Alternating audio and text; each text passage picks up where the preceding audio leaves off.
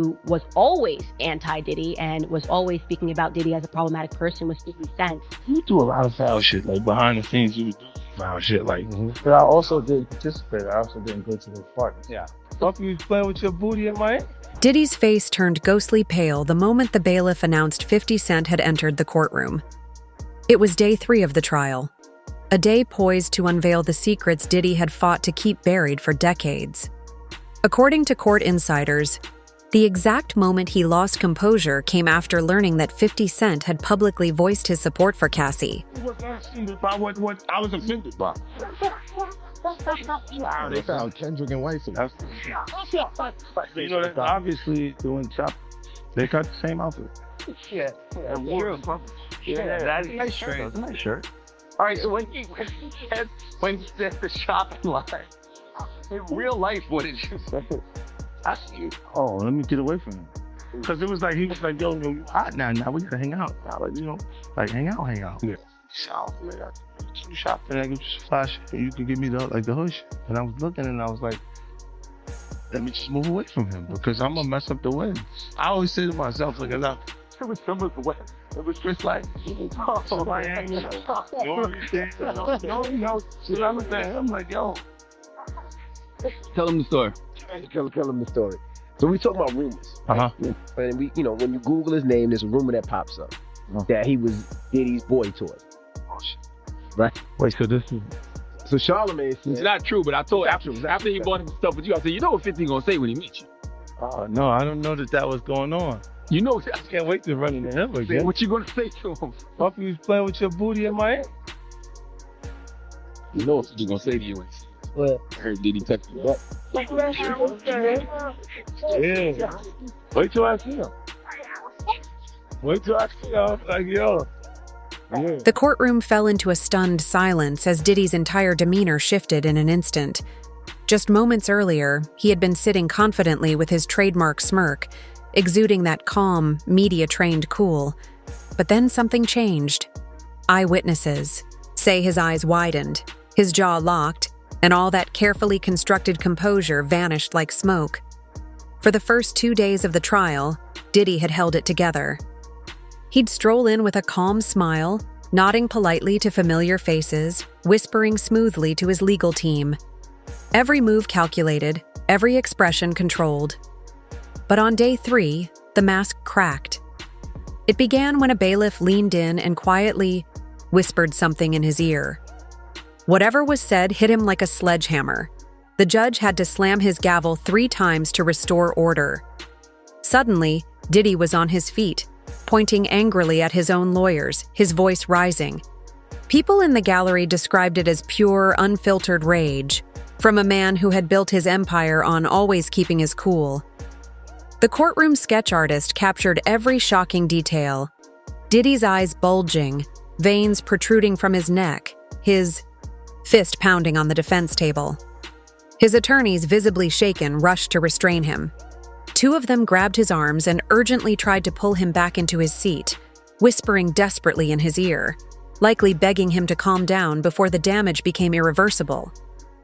Across the room, the lead prosecutor had been questioning a witness but stopped mid-sentence, stunned by the eruption. Even veteran court reporters who had followed Diddy's career for years were taken aback. This was the man known for being untouchable, always collected, never rattled, and now he was unraveling in front of everyone. One reporter described it as watching a mask fall away in real time. So what triggered the meltdown? According to insiders, the bailiff had informed Diddy that 50 Cent was trending online for publicly siding with Cassie, and it wasn't just a vague show of support. 50 Cent was posting specific allegations, hinting that he knew far more than the public did. For Diddy, this wasn't just another celebrity chiming in. This was a bitter, longtime rival who had been waiting for an opening, and now he had it. The judge wasn't amused. After demanding order, he stared directly at Diddy and gave a chilling warning. One more outburst, and he'd be removed from his own trial. The tension in the room was palpable. Diddy's legal team looked shell-shocked. They knew this wasn't just a public slip-up. It was a moment that could torpedo their entire defense. When Diddy finally sat back down, everything about him had changed. The swagger was gone. The confidence, the poise, all of it had evaporated. For the first time, he looked genuinely shaken. And judging by the revelations that followed throughout the rest of day 3, he had every reason to be. Did he do it, right? Yeah. I know He did it. you've been heavy on social No, he media did. talking about it. And I'm the only one who's been vocal about this long before it actually. But I also didn't participate. I also didn't get to the fight. Yeah. So a lot of celebrity coaches, if you don't hear anything, it's because they participated. Was there a reason you never went to those parties back in the day? I'm just not with all that 50 shit. Like all of the stuff that he's doing, I'm not into that type of stuff. I'm just a little more, maybe you could say basic or normal. What's happening with Puffy? I know you're not really tapped in, but what? You know, it's like a guy. It's like, yo, he like pushed me into the truck. It really hurt. Like, it's kind of like, I was like, yo, look. I should. And it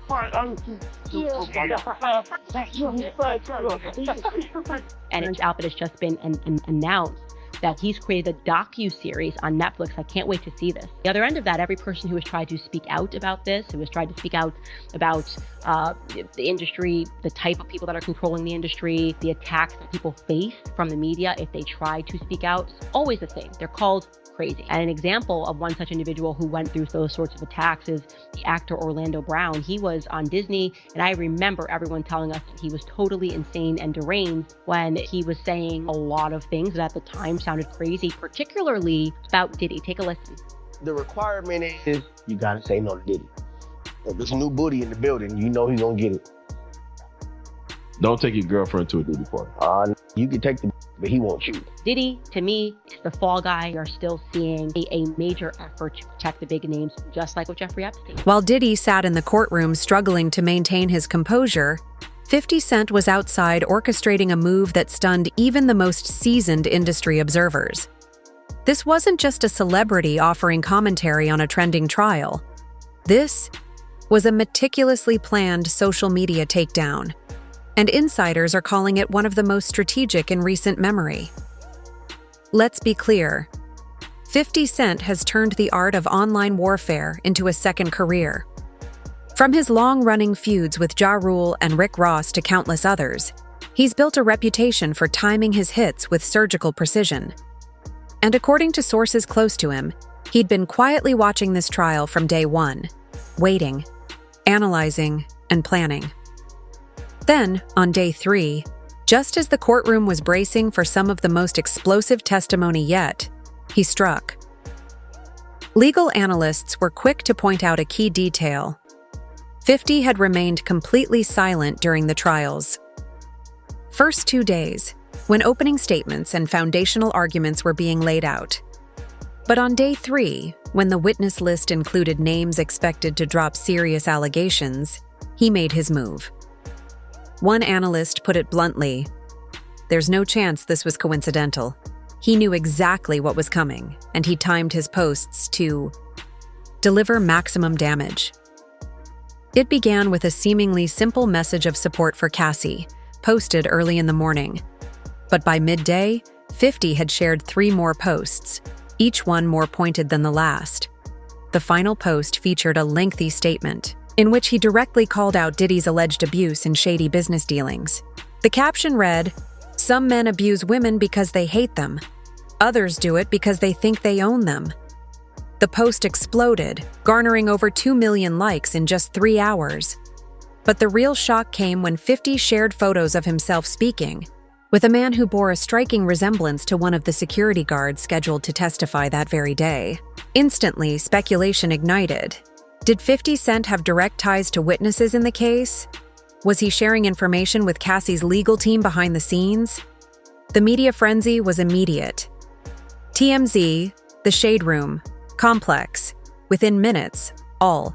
Major outlets were running breaking news alerts about 50's posts. And although the judge had explicitly instructed the jury to avoid outside media, courthouse sources say the halls were filled with whispers. Reportedly, several people were seen discreetly showing each other their phones during breaks. What made 50's commentary so impactful wasn't just his celebrity. It was his credibility within the music industry. He's spent decades in the same circles as Diddy. When he speaks about the inner workings of that world, people pay attention. They believe he's seen things firsthand, and his timing? Flawless. Fish's final post went live just 30 minutes before the trial's most damning testimony began. It wasn't vague support. It was a direct statement of belief. I believe Cassie. Always have. The truth is finally coming out about what happened that night. Those 9 words hit harder than any courtroom argument. Coming from a longtime industry peer and rival, the statement carried enormous weight. It made the public view Cassie's claims as not just plausible but validated, before Diddy's team had even begun their defense. I feel like all these years, you've been the only one calling this out. I look like I've been the crazy guy for a long time. You're a hater. You're a hater. Yeah, and now everybody's complaining. My ass is hurting. All these things is coming. Come for you, bro. All I'm saying, you see it now. All of these things, like, people were jacked, they were in pillaged. What's going on? Right? What do I do for the? I went through years of a hater. You're a hater. You want this? Watching, like, I look at things and go, when you see the new lawsuit coming with Jay, part with Jay, I go, oh shoot, like, I think about it, I go, that had to be there. So when I was saying that he was missing, it just wasn't actively being out there because they was dealing with that. Wait, do you think there's truth to the Jay thing? There's no way. Look, so like you say, I have this thing where I'm conflicted when it takes you 20 years to remember something. Yeah. Okay. I don't know. I go, oh, so 10 years, 20 years later, they come back. And it's like all of the problems are coming from the ministers touching little boys. What you mean? The laws are the way they are because the priest touching little boys. Day 3 of the trial delivered testimony so explosive that even the most seasoned courtroom reporters were left stunned. One journalist, with over 2 decades of experience covering high-profile celebrity cases, said her jaw dropped 3 separate times during the afternoon session. The courtroom wasn't just witnessing a trial. It was watching a carefully constructed empire start to crumble in real time. Cassie's legal team had played their hand with precision. While Diddy's attorneys appeared confident coming into the day, it quickly became clear they'd been outmaneuvered. Cassie's lawyers had strategically held back their most devastating witnesses for day 3, catching Diddy's team completely off guard, and it worked flawlessly. The tipping point came after lunch when a former member of Diddy's personal security team, Marcus Thompson, took the stand. This wasn't some fringe witness. Thompson had worked with Diddy for 7 years and had been present during multiple alleged incidents involving Cassie. From the moment he began speaking, the energy in the room shifted. The gallery went silent. Jurors leaned in. Thompson's delivery was steady and confident. He looked the jurors in the eyes as he recounted exact dates, locations, and descriptions of events he claimed to have witnessed firsthand. His testimony had weight, but the real shock came when he reached into his jacket and pulled out a small, black notebook. Thompson revealed that he had kept detailed logs during his time with Diddy, notes that included timestamps and summaries of troubling incidents. The courtroom collectively held its breath as the prosecution submitted the notebook into evidence. Then, the bomb dropped. The prosecutor began reading entries aloud, each one directly contradicting Diddy's sworn testimony from the previous day, particularly his claims that he had never been alone with Cassie on certain dates in question. But the afternoon was far from over. Without warning, the prosecution introduced surveillance footage from Diddy's Miami residence. The gasp that swept through the courtroom was audible. Diddy's lead attorney immediately shot to his feet, loudly objecting, arguing the footage had not been disclosed during discovery. The judge called both legal teams to the bench for an intense sidebar that stretched on for nearly 15 minutes. When they returned, the judge overruled the objection. Whatever was on that footage, only the jury could see it. But their reactions told the story. 2 jurors began furiously taking notes. One covered her mouth in disbelief. Even among the gallery, some of Diddy's visible supporters shifted uncomfortably. One man, wearing a Team Diddy shirt, got up and walked out during a particularly disturbing portion of Thompson's continued testimony. As Thompson spoke, Diddy visibly unraveled. He fidgeted nonstop, tugging at his collar, whispering frantically to his attorneys. Meanwhile, his legal team looked panicked, scrambling through binders and documents, clearly searching for something, anything to counter what was unfolding. In front of them. Then came the final nail. Cassie's team presented a set of text messages between Diddy and an individual identified only as Michael S. The messages were chilling. In them, Diddy discussed what to do if Cassie ever went public. One message read, "We need to remind her what she signed and what we know. This needs to disappear." You do a lot of foul shit. Like behind the scenes, you do some foul shit. Like, doing things with people I done business with, that he done business with. He would say shit that I was like, he said that to you. Right. Like, yes, all right. You know what I'm saying? Like, you just don't know what they like till they see somebody with it. So they want the girls after you're done with them and shit. Yeah. Leftovers. Yeah. You take your leftovers. A lot of things have leftovers. How much is this guy trying to get? Like, I'm used to a situation, but it's like, 20 mil, I can say. You still had the blackest face out. You still had the biggest voice because he's like, but his voice wasn't even that different. I got a little deeper. I was like, almost like, no, that's you, young buck. Oh, I always knew what. I was like, nah. The feud between 50 Cent and Diddy isn't just some hip-hop beef anymore. It's evolved into a high-stakes clash with real-world consequences, now unfolding in a courtroom that has the entire industry watching. What began nearly 2 decades ago as typical rap rivalry, jabs in interviews, subliminal shots in tracks, has taken a darker turn, one with potentially life-changing implications. Their history runs deep. Back in the early 2000s, 50 was skyrocketing to fame with hits like In Da Club, while Diddy was trying to reinvent himself post-Bad Boy Records' golden era. That's when the first subtle shots were fired. 50 criticized Diddy's business ethics in interviews. Diddy clapped back with cryptic lines in his music. At the time, it felt like just another celebrity sparring match, until it didn't. Fast forward to now, and court observers are saying this is no longer just entertainment gossip.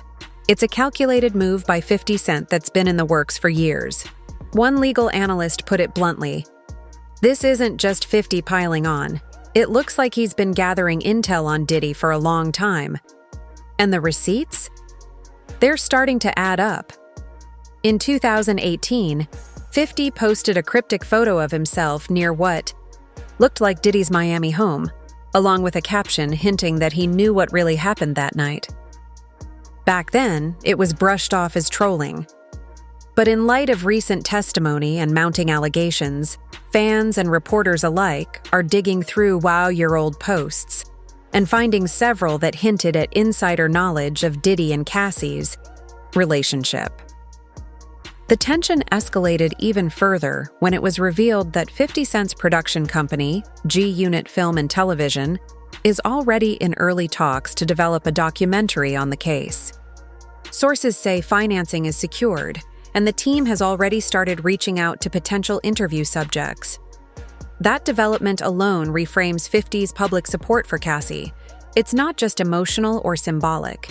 He's potentially laying the foundation for his next major project, and it's centered around one of his oldest rivals. Adding fuel to the fire, 3 former Bad Boy Records employees were seen having lunch with members of 50's team at a restaurant just blocks from the courthouse. Speculation immediately swirled. Could 50 be recruiting additional witnesses? People with stories that haven't yet been told in court? Legal experts are impressed with how carefully 50 is navigating this situation. One attorney said, "He's walking the line perfectly, crafting messages powerful enough to sway public opinion without saying anything that crosses legal lines or violates gag orders." That level of control isn't just savvy PR, it's strategic warfare. What's especially wild is that this feud has now outgrown music and money. It's reached into the heart of serious legal territory. And the deeper you look, the more chilling it becomes. One of the most startling revelations? 50 Cent may have been sounding the alarm long before anyone took it seriously. In a 2016 radio interview, he made an offhand comment about Diddy being known for getting physical with women in his circle. At the time, it was dismissed as typical. Trash talk, more fuel in their never-ending feud. But now, with Cassie's case in full swing and explosive testimony coming out daily, that old quote has taken on a very different tone. What he just said, right? He's like, yo, some things they let it go by because it's fun. Like they would look, he would say stuff, and it's like he wasn't like in the closet, he was like in the hallway. So much shit gets you away. Yo, this is incredible. Yo, we saw that video. She comes out later, you like, that's not the closet. He didn't give a fuck. Like, he was already. Nah, the youngest know. Because when Fab, he was like, yo, Fab, we ain't party. Fab was like, nah, we partying tonight. He's like, no, like, they did party. And I'm like, yeah, let that one go. I had to say something about it later, because I was like, oh, it was. When day 3 of the trial wrapped, the atmosphere outside the courthouse erupted into chaos. Diddy's legal team looked like they had just stepped out of a disaster zone. Lead attorney James Crowley was visibly shaken, his tie loosened, pacing, with his phone glued to his ear, and face flushed a deep red. Nearby, junior associates frantically sifted through mountains of paperwork, highlighting passages, whispering urgently, and passing documents back and forth like they were racing a clock. This wasn't damage control. It was a full-blown emergency response, and they couldn't even wait to get back to their offices. According to court reporters stationed in the hallway, the urgency was palpable. One overheard Crowley mutter, "We need to address this now before more damage is done." Legal analysts were unanimous in their verdict. Diddy's defense strategy had imploded. Entertainment attorney Melissa Chen explained, "They came in planning to present Diddy as calm, composed, and wrongly accused. But that illusion shattered the moment he lost control in front of the jury. Add in testimony that directly contradicts his sworn statements, and this case is spiraling fast. And it only got worse." At 5:30 p.m., Diddy's PR team issued a hastily written 3-paragraph statement. Instead of addressing the evidence, it attacked the witnesses and accused 50 Cent of exploiting the situation for personal gain. Media analysts pounced. One crisis communications expert described the statement as panicked, tone-deaf, and blind to the gravity of what happened in court. A source within Diddy's camp later revealed that the defense team is now scrambling to overhaul their entire approach.